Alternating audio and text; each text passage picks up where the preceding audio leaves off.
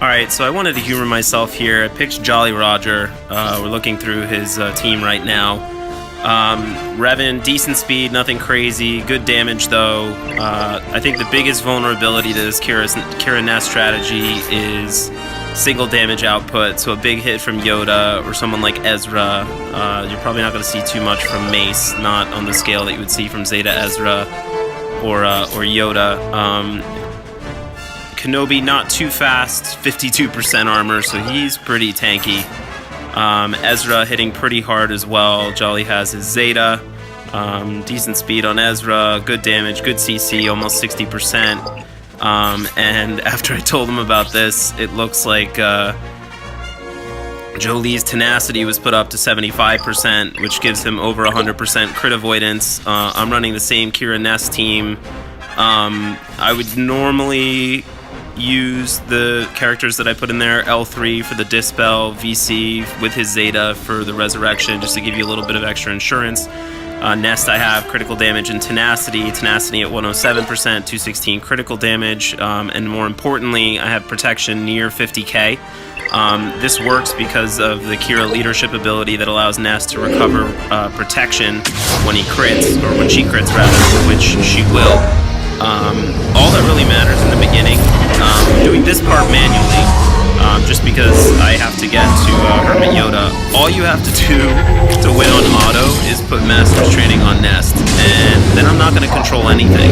If you were doing this manually, you would definitely not put it on auto, and you'd have a better chance of keeping other characters alive. This simulates sort of a worst case scenario, I guess, where everybody dies at the start. But again, it's on auto right now, so I'm not touching anything.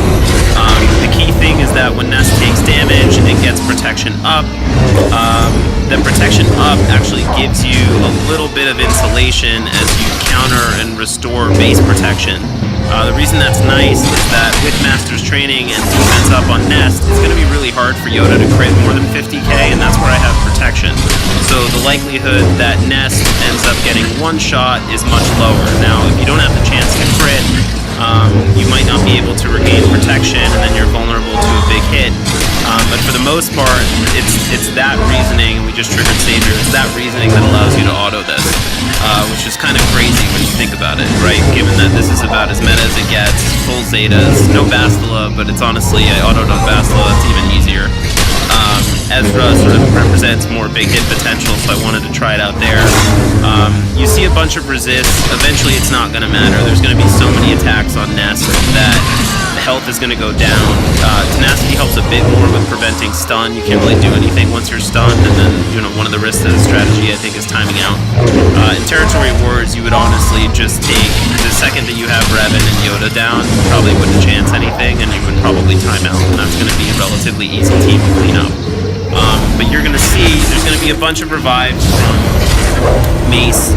From Jolee. That's not terribly problematic. You just sort of, it'll extend this battle, but you can allow it to kind of work itself out.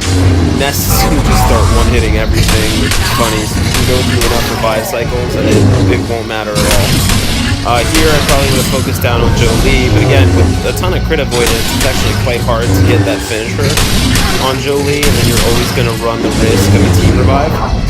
Nest, I think, gains like 30% crit chance stacking until the end of her next turn every time she's attacked, in addition to that protection, which I'm not 100% sure how that crit chance, crit avoidance check works. I imagine that you're not capped at 100% because Jolee does get crit at some point. But yeah, literally not touching anything, everything's on auto. Nest double attack doesn't, or Ezra double attack doesn't help in this regard. But yeah, you just start seeing ridiculous damage, like 50k basics and higher as you go on.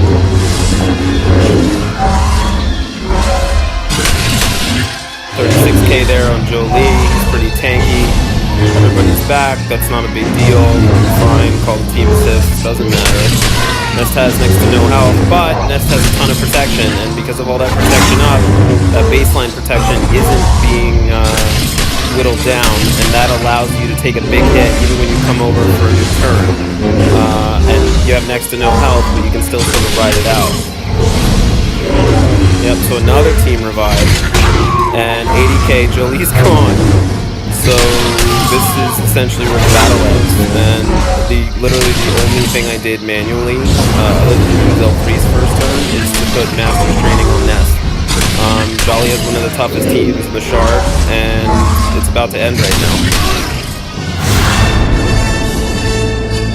Game, set, match.